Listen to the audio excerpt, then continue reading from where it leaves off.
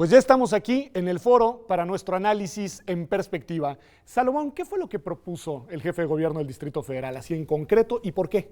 El 1 de mayo de este año, Miguel Ángel Mancera invita a que tengamos un debate serio, responsable, ordenado, sobre una de las variables, quizá la variable más olvidada de nuestro modelo, de nuestro arreglo económico, que es el salario mínimo. Salario que ha perdido más de 75% su poder adquisitivo desde finales de los 70 hasta la fecha. Y en ese sentido, porque afecta a muchos millones de mexicanos, cerca de 7, la posibilidad de revisar el cómo iniciar una trayectoria incremental. Es así como a partir de ese momento se inicia un proceso en donde Miguel Ángel Mancera nos pide constituir al gabinete económico, un grupo de expertos que nos ayude a formular una propuesta técnica sustentada, robusta, que se pueda presentar como tal. Es en ese sentido que se presenta el documento formal de política de recuperación de salarios mínimos, en donde se trata de proponer cuál es el camino, cuáles son las respuestas a las objeciones legítimas que se escucharon a lo largo de esos meses y al final de cuentas una puntualización muy concreta de cuál es el camino que se debe de seguir. Bueno, y vaya que si se han escuchado objeciones, Luis, al final ha sido un debate, sí ha habido, digámoslo así, discusión sí ha habido. ¿Cuáles son, desde tu punto de vista, porque además sé que eres alguna de las voces que la sostiene, las objeciones principales a esta idea? Mira, yo creo que es fundamental, como objetivo, mejorar el nivel de vida de toda la población. El bienestar de nuestra población es fundamental. La pregunta es cómo hacerlo de la mejor manera sin correr riesgos de que se vuelva a deteriorar, como se deterioró en los 70s, en los 80s, en los 90s y menos estos 10 años de este siglo, pero no se ha recuperado el poder adquisitivo en general de la población. ¿Por qué? Y tenemos una realidad que yo creo que vale la pena comentar. Hemos perdido en los últimos 7 años 3 millones de puestos que ganaban más de 3 salarios mínimos y los empleos se han incrementado por abajo de 3 salarios mínimos. O sea, los empleos que se han generado son los que están por debajo de 3 salarios mínimos y hemos perdido más de 3 millones arriba de 3 salarios mínimos. Es decir, hay una precarización. Por otra parte, que esta es otra variable que hay que tener presente, tenemos un desempleo de alrededor de 5%, un desempleo abierto, pero un subempleo de alrededor de 8%, dependiendo del mes. Si sumas estas dos, que es el verdadero desempleo, no se pueden sumar aritméticamente porque son definiciones diferentes, pero andas entre 12 y 13% de desempleo real en nuestra economía. No hemos podido crear los empleos necesarios en el país para absorber a toda esta mano de obra. ¿Y tú dirías que esta propuesta no abonaría en esa dirección? Esta propuesta a lo que abona es a incrementar un índice, un concepto que está ahí, que efectivamente por su definición perdió el 70% del poder adquisitivo de 1976, de hecho, al 2000. Ya no lo ha perdido igual, de repente, dependiendo de los meses, se recupera o no. La pregunta es, ¿ayuda el salario mínimo a crear este empleo que no tenemos? ¿A mejorar los salarios que no tenemos? Si la respuesta es sí, incrementémoslo. Ahora, tú dices sí, por lo que me imagino. Bueno, yo diría sí, dos cosas. Sí, ¿por qué? A ver, diría, primero, estamos hablando de los mexicanos que menos ganan. Es decir, estamos hablando de mexicanos que sí existen, que trabajan una jornada completa en el mercado formal y que aún, a pesar de laborar duro, regresan a su casa y siguen siendo pobres. Es decir, ese mexicano, esa mexicana que recibe 67 pesos con 29 centavos al día, es un mexicano que, reitero y lo repito con toda claridad, a pesar de trabajar en el mercado formal una jornada completa, llega a su casa y no puede comprar una canasta básica alimentaria. Entonces, en una primera instancia, esa variable, como dice mi querido Luis, pues esa variable impacta en definitiva en un grupo de gente. Quizá no te soluciona lo demás, pero te impacta acá.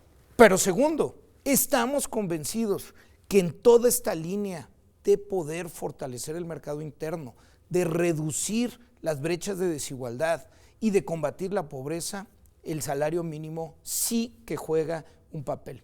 Y tenemos hoy evidencia del mundo y tenemos bastante claridad en la teoría moderna económica que nos permite ver que un mejor salario fomenta la productividad, fomenta los mercados internos y con esto crece la economía y genera mejores variables. Tercero, y lo digo de manera muy puntual, el hecho de que el salario mínimo haya estado estancado como referente ha jalado la masa salarial en su conjunto a la baja. Hoy México tiene una de las masas salariales más bajas del mundo, es decir, cuando divides la producción total del país entre las ganancias del capital y lo que se va a pagar salarios, la de México es una de las más bajas y una de las más bajas en la historia.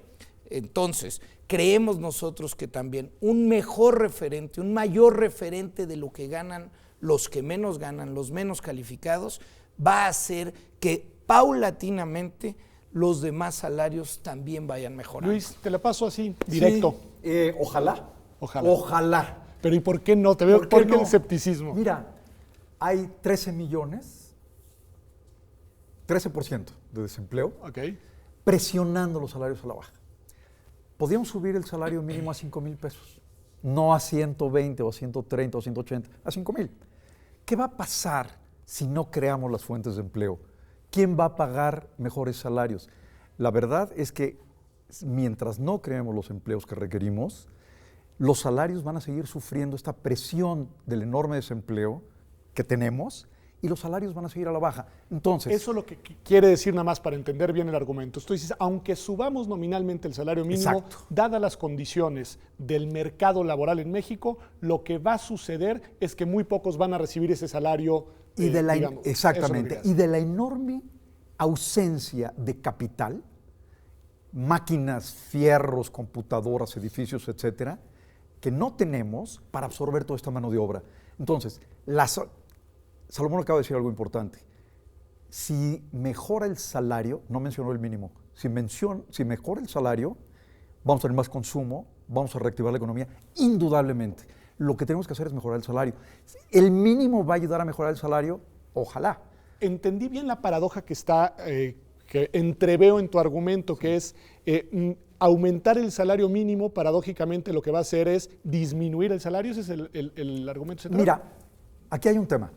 Si subes el salario mínimo y solo se incrementa en este grupo formal, que son alrededor de 300,000 personas en el mercado formal, porque los otros no trabajan tiempo completo, son jornadas menores.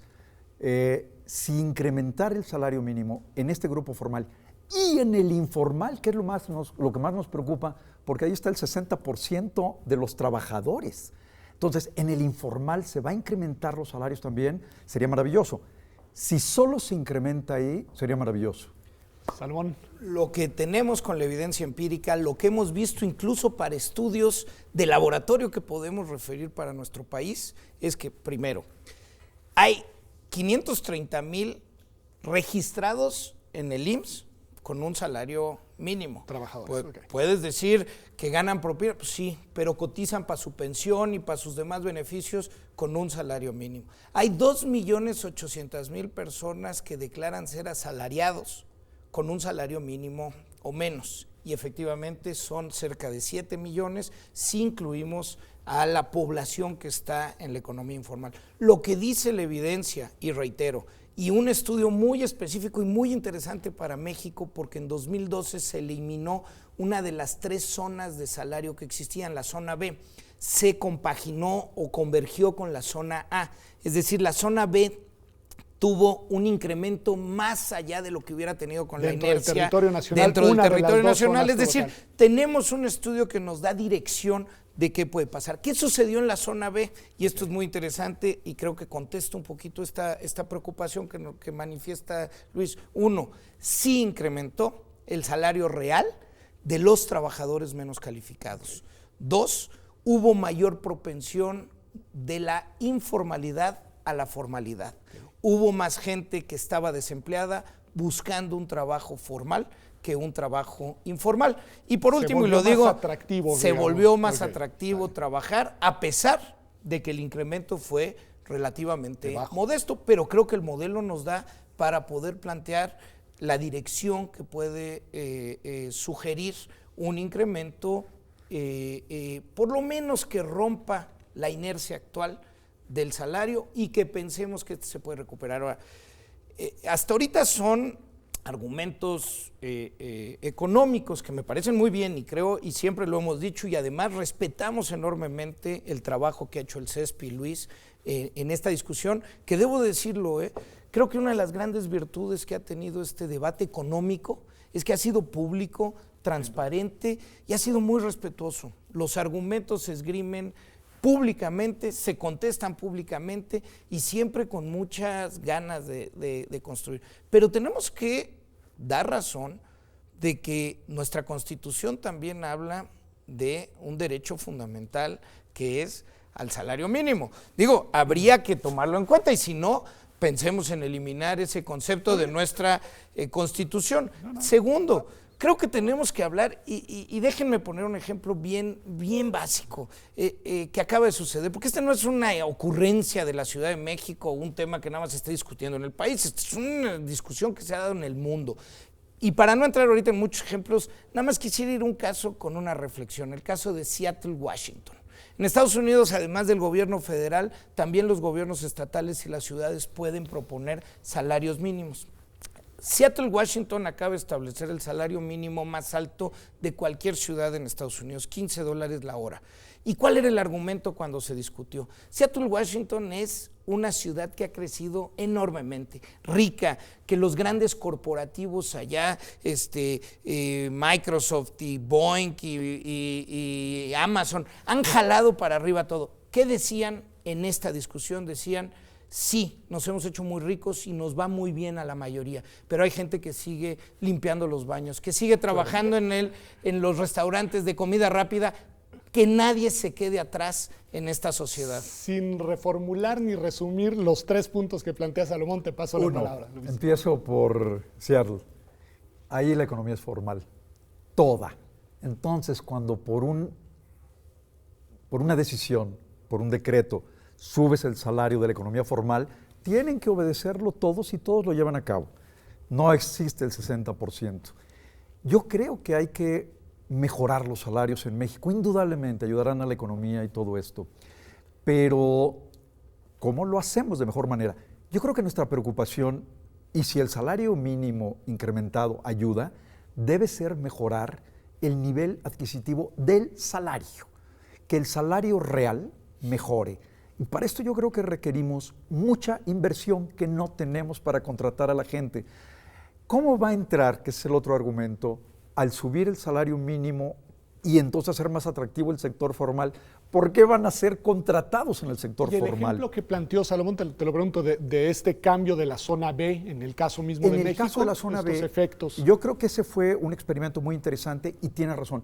Sucedió que no hubo un impacto inflacionario, pero el incremento fue muy pequeño, fue muy discreto. Y luego, eso fue en los 3 últimos días de la administración del presidente Calderón. Al iniciar enero se dio un ajuste a la zona A y B, porque la C ya no existía, de acuerdo con la inflación. No tuvo un impacto importante. ¿Sería conveniente unir la zona B a la zona A hoy, por ejemplo? Una pregunta que te hago directo a ti, Luis. Me dices, no tuvo un impacto importante. Entiendo que estás diciendo, no tuvo un impacto negativo relevante, pero sí tuvo estos impactos positivos que describió Salomón. La zona C era relativamente pequeña en el país. Entonces el impacto negativo, no hubo un impacto negativo.